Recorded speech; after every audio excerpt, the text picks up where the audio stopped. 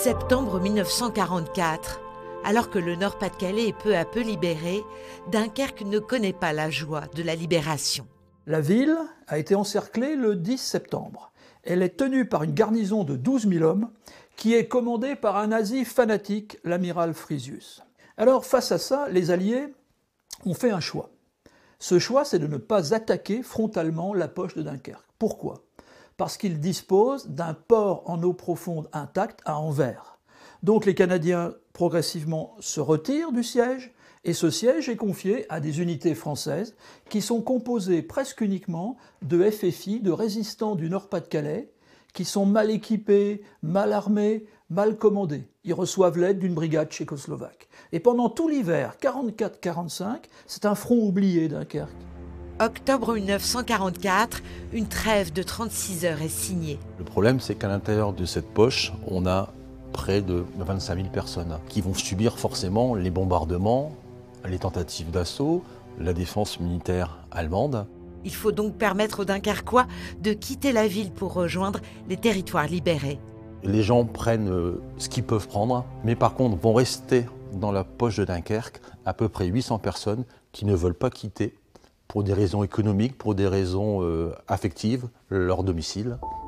Les irréductibles, c'est ainsi qu'on qualifiera ces habitants.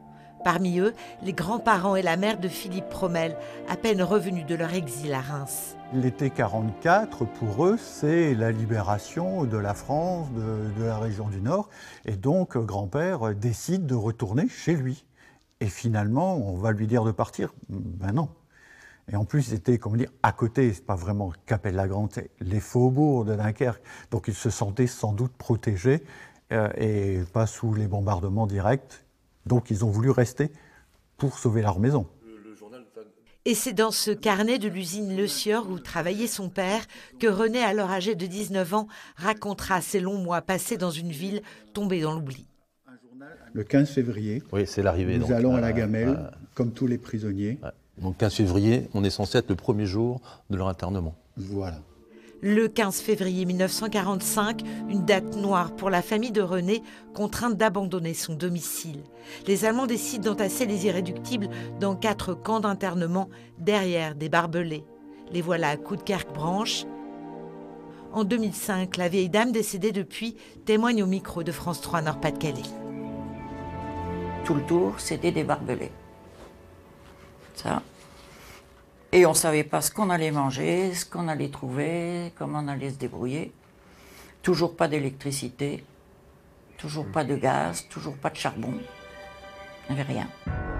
Pour René et les siens, ce sera double peine.